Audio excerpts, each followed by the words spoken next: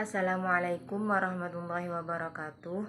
Di sini saya Lailatul Qomariyah akan mempresentasikan tentang bermain dan permainan anak usia dini. Dosen pengampu Ratnasari Dwi Ade Chandra MPD.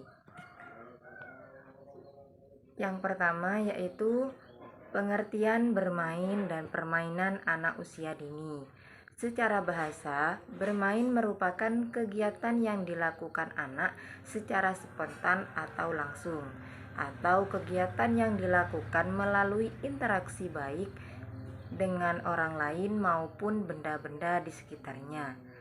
Dan permainan merupakan sesuatu yang digunakan untuk bermain, baik berupa barang maupun sesuatu yang dapat digunakan untuk bermain. Menurut pendapat beberapa ahli, dapat disimpulkan bahwa permainan merupakan suatu kegiatan bermain yang dikendalikan dan ditandai oleh aturan yang telah disepakati bersama dan memberikan pengalaman belajar bagi para pemainnya. Jadi, bermain itu adalah kegiatannya, sedangkan permainan itu adalah alatnya. Selanjutnya yaitu tujuan kegiatan bermain, antara lain yaitu memperkuat otot-otot dan mengembangkan koordinasi melalui gerak. Yang kedua, mengembangkan keterampilan emosi. Yang ketiga, mengembangkan kemampuan intelektual. Dan yang keempat, meningkatkan kemandirian dan rasa percaya diri anak. Selanjutnya yaitu tahapan perkembangan bermain. Di antaranya yang pertama, anukapit atau tidak menetap. Di sini, di tahap ini, anak tidak ikut serta bermain bersama, hanya melihat anak lain yang sedang bermain. Yang kedua yaitu solitary play atau bermain sendiri. Anak hanya bermain sendiri dengan mainannya dan tidak bermain dengan teman yang lainnya. Yang ketiga yaitu onlooker play atau pengamat. Di sini anak sebelumnya hanya mengamati anak lain, kemudian anak mulai bergabung atau tertarik dengan permainan yang dilakukan oleh temannya. Yang keempat adalah parallel play atau kegiatan paralel. Di sini anak sudah bermain dengan anak lain, tetapi anak hanya fokus pada mainannya sendiri. Yang kelima, associative play atau bermain dengan teman.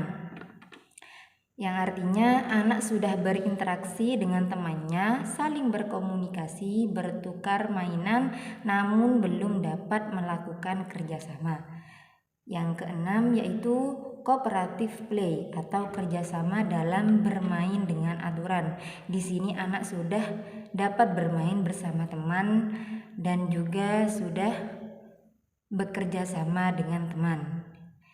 Yang selanjutnya yaitu karakteristik kegiatan bermain. Di antaranya yaitu bermain muncul dalam diri anak. Kegiatan bermain seyogyanya tumbuh sendiri dari keinginan anak, sehingga anak dapat menikmati dan bermain dengan caranya sendiri tanpa paksaan dari siapapun. Yang kedua yaitu bermain harus bebas dari peraturan yang mengikat, yang artinya permainan yang dimainkan oleh anak haruslah mengasihkan, menyenangkan, serta menggairahkan. Yang ketiga, bermain merupakan aktivitas yang nyata. Contohnya ketika anak bermain kue-kuean yang dari tanah. Jadi anak itu langsung menyentuh tanahnya dengan nyata. Yang keempat, bermain lebih memfokuskan proses daripada hasil. Contohnya ketika mewarnai, anak hanya fokus mewarnai. Anak tidak memikirkan warna ini bagus atau tidak, jelek atau tercoret-coret. Yang lebih penting anak itu merasa puas dengan dirinya itu bermain melalui mewarnai tersebut. Yang kelima, bermain harus didominasi oleh pemain itu sendiri. Yang keenam, bermain harus melibatkan peran aktif pemain. Anak sebagai pemain harus ikut serta dalam permainan untuk mendapatkan pengalaman baru. Baik, selanjutnya yaitu fungsi bermain. Di antaranya mengembangkan seluruh aspek perkembangan anak. Misalnya dalam aspek perkembangan nilai agama dan moral, kita dapat menceritakan tentang keislaman, yaitu tentang Nabi, sehingga anak bisa mencontoh sikap tauladan Nabi seperti menolong sesama, menghargai, rendah hati, dan tidak sombong. Selanjutnya yaitu dalam aspek kognitif, kita dapat mengajak anak untuk menghitung jumlah kursi atau meja yang ada di dalam kelas. Dalam aspek bahasa, kita dapat bercerita atau berdiskusi bersama anak. Dalam perkembangan aspek fisik motorik, kita dapat melakukan permainan seperti kucing dan tikus. Dan dalam aspek perkembangan sosial emosional, kita dapat memberi stimulus kepada anak dalam bermain balap kelereng, yaitu anak dapat menahan emosinya ketika menahan kelereng tersebut agar tidak jatuh dari sendok yang kita gunakan. Dalam aspek seni, kita dapat mengajak anak untuk mewarnai. Selanjutnya yaitu fungsi bermain membantu anak mengeksplorasi lingkungan, melatih keterampilan, dan memberi kesempatan anak untuk bersosialisasi. Manfaat bermain, diantaranya bermain bermanfaat untuk meningkatkan keterampilan fisik anak. Bermain melibatkan seluruh indera yang ada dalam diri anak. Bermain dapat meningkatkan kreativitas anak. Bermain dapat mengembangkan kepribadian anak, dan bermain dapat membantu anak mengenal diri sendiri dan mengetahui kekurangan dan kelebihan yang dimiliki. Selanjutnya yaitu jenis-jenis permainan aktif. Bermain aktif diantaranya yaitu bermain bebas spontan. Kita bisa melihat contoh dari bermain bebas dan spontan ketika anak tiba di sekolah dan berlari-larian dengan teman sebayanya.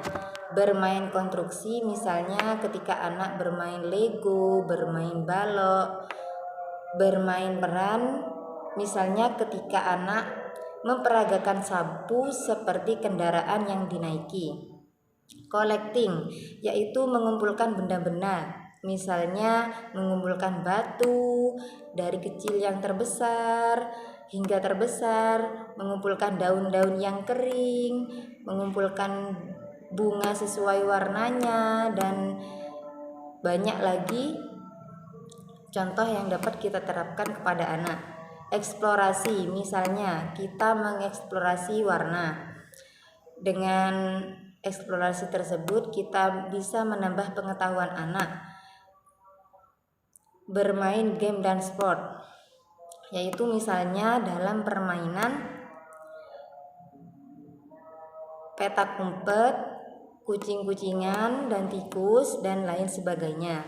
Jenis bermain pasif juga diantaranya yaitu membaca, menonton film dan video, mendengarkan radio, dan mendengarkan musik.